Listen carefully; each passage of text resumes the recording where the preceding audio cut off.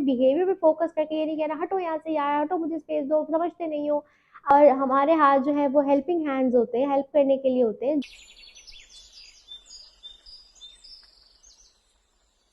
बिस्मिल्लाहिर्रहमानिर्रहीम। मुझे कहते हैं बुशरा सलीम और आप देख रहे हैं मेरा channel mindful parenting by Bushra Salim. आज के इस एपिसोड में हम बात करेंगे कि जब हमें बच्चों को डांटना नहीं है, मारना नहीं है, गुस्सा नहीं करना, तो फिर जब वो ऐसी चीज़ें कर रहे होते हैं, वो बिहेवियर जिनको हमें करेक्ट करना होता है, तो किस तरह हम उन्हें करेक्ट कर सकते हैं कि उनकी जो सेल्फ स्टीम है वो भी हर्ट ना हो, हमें भी डांटना ना पड़े, हमें गुस्सा भी ना करना पड़े, और हमारा जो मैसेज है वो भी उनके छोटे डेवलपिंग ब्रेन्स हैं उनको समझ आ सके। तो लेट्स स्टार्ट द वीडियो। तो सबसे पहले इस बात को समझना बहुत ज़रूरी है कि बच्चे जो भी बिहेवियर कर रहे होते हैं वो कम्युनिकेशन होती है, यानी वो अपनी नीड्स, जो उनकी अनमेट नीड्स हैं, उसके बारे में बता रहे होते हैं आपको। और हम जो है वो क्या कर रहे होते हैं, बिहेवियर पे फोकस करते हैं, जिसकी वजह से हम उनकी नीड पे फोकस नहीं कर पाते। तो सबसे पहले हमें इस बात पे बिलीव रखना होगा कि जो बच्चा जो भी बिहेवियर कर रहा है वो बच्चे की एक स्ट्रैटेजी है, बच्चे की एक तरीका है आपको बताने का कि उसकी कोई नीड जो है वो अनमेट है। दूसरी बात जो आपने याद रखनी है वो ये है कि नीड्स जो है वो बुरी नहीं होती, वो गलत नहीं होती, वो खराब नहीं होती। नीड्स एक ह्यूमन नीड है आपकी बॉडी की। जैसे आपकी नीड्स है क्या कोई सुने, आपको कोई समझे, आप किसी से कनेक्शन फील करें, किसी के साथ आपको बिलोंगिंग का एहसास हो, आपके करीब में सेफ रिश्ते हो जिनसे आप बात करके अच्छा महसूस कर सकें।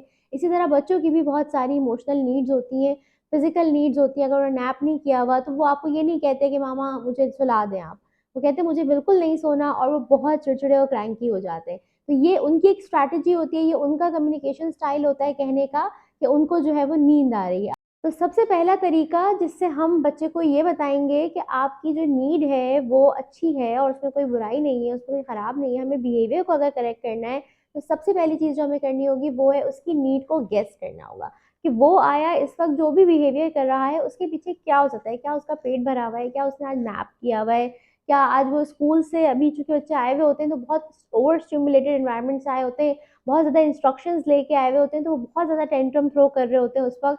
तो हमें जो है वो सबसे पहले एज पेरेंट जो है वो उनकी अनमेट नीड को गेस करना होगा, जिसकी वजह से एक प्रोमिनेंट बिहेवियर जो है बच्चे का सामने आ रहा है, एक स्ट्रॉन्ग बिहेवियर जो है वो सामने आ रहा है। तो सबसे पहला सिनेरियो हम लेते हैं कि अगर आपका बच्चा है, उसने जो है वो अपनी छोटी बहन को हिट कर दिया, ठीक है। तो हमारा जो इंस्टेंट देसी पेरेंटिंग जो हमारे अंदर से निकल के आती है वो कहती है ये खबरदार आपने इसको मारा, और हम हाथ पकड़ लेते हैं, इस बच्चे को नहीं मारते, जो आप जेंटल लैंग्वेज यूज करो, आपको बात समझ नहीं आती, कितनी दफा मैंने आपको बोला है कि आप नहीं मारा करो इसको। तो ये सारी वो चीजें कि आपने बिहेवियर पे फोकस किया और आप जो है वो नीड को मिस आउट कर गए। लेकिन अब आपने क्या करना है कि आपने उसकी नीड को गेस करना है। वो आप कैसे करेंगे वो मैं बताती हूँ। तो आपने अपने बच्चे से ये कहना है कि आप एंग्री फील कर रहे हो क्योंकि आपकी जो बहन है वो आपकी बात नहीं सुन रही है, इसलिए आपने उसको पुश कर दिया। यानी ये आपने उसकी नीड को गेस किया कि वो अपनी बहन से चाह रहा था कि उसकी बात सुनी जाए, और वो नहीं सुन रही थी, इसलिए उसने उसे पुश कर दिया। सेकेंड स्टेप आपने क्या करना है कि करेक्ट करना है उसके बिहेवियर को, और आपने कहना है कि बेटा पुशिंग हर्ट्स, और हमारे हाथ जो है वो हेल्पिंग हैंड्स होते हैं, हेल्प करने के लिए होते हैं, जेंटल हैंड्स हम यूज करते हैं। तीसरे स्टेज पे आपने जाके उसको ये सब फिनोमिना समझाने कि आपकी बहन आपकी बात नहीं सुन रही।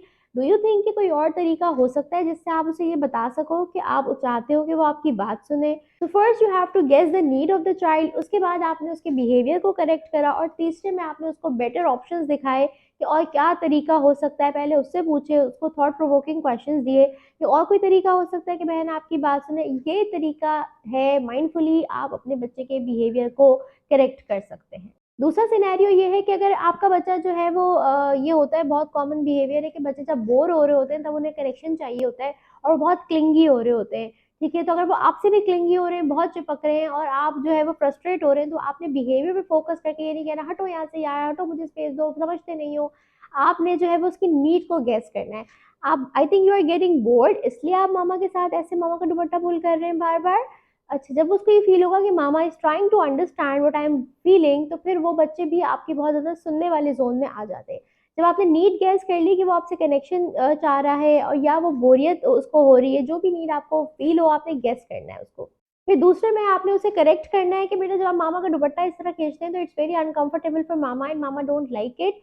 तो अब आप, ये करेक्शन हो गई, अब आपने उसको लेके जाना है। कोई और तरीका हो सकता है कि आप मामा को बता सकें that you want connection with मामा and you want to play with मामा, so we can plan something and we can have a mommy special time, if you have watched my video of connection, और emotional needs वाली सारी videos भी ज़रूर देखिएगा, तो आपको नीड को गेस करने में बहुत ज़्यादा आसानी होगी। तीसरा सिनेरियो ये है कि अगर फॉर एग्जांपल आपका बच्चा बहुत ज़ोर से चीखना चिल्लाना शुरू कर देता है, तो सबसे पहले आप उसकी नीड गेस करेंगे कि आप इसलिए शाउट कर रहे हो कि आपको लग रहा है मामा को आपकी बात नहीं सुनेंगे अगर आप शाउट नहीं करोगे तो। आपको ये ऐसा लग रहा है, ठीक है? फिर आप उसे करेक्ट करेंगे कि बेटा मुझे जब आप येल कर रहे होते हैं मुझे आपकी बात बिल्कुल समझ नहीं आती, तो अगर आप टॉकिंग वॉइस यूज़ करेंगे, जेंटल टोन यूज़ करेंगे तो मैं समझ सकती हूँ आपकी बात। फिर आप जो है वो क्या करेंगे, थर्ड में उसे बताएँगे क्या कोई और तरीका है क्या आप मामा को अपनी ये बात बता सकें? जब आप ये चीज़ करेंगे यानी कि guessing the need, correcting their behaviour mindfully and then giving them the thought provoking questions, ये 3 स्टेप्स करके आप बच्चे के बिहेवियर्स को बहुत अच्छे से करेक्ट भी कर सकते हैं, बगैर डाँटे, बगैर मारे और बगैर बच्चे को शेम किए। उम्मीद है ये वीडियो आपको पसंद आई होगी। Give it a thumbs up and do comment कि आपको वीडियो कैसी लग रही है, what topic you want to hear. Thank you so much.